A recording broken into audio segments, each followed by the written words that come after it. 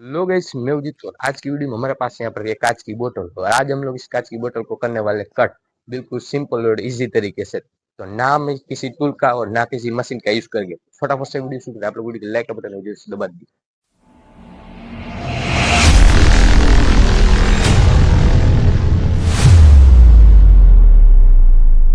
Simple इस कांच के बोतल के ऊपर हमें ये रस्सी बांध देनी है। हमें कुछ ये भाग अलग करना है, ये भाग अलग करना है, तो यहाँ पर हमको ये रस्सी बांधनी पड़ेगी बिल्कुल टाइट।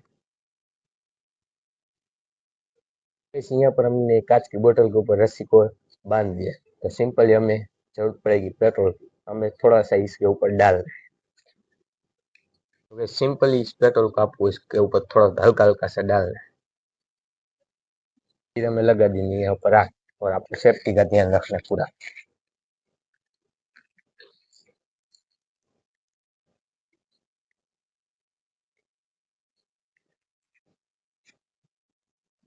आपको क्या सामान है।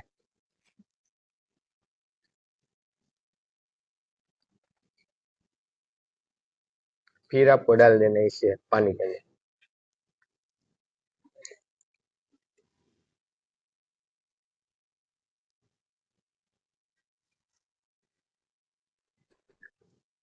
तो यहाँ पर 2 पीसेस हो गया। आप देख सकते हैं किस तरह से लगे। यहाँ पर हल्का हल्का जरा मैं इसे इसके अंदर डाल देता हूँ।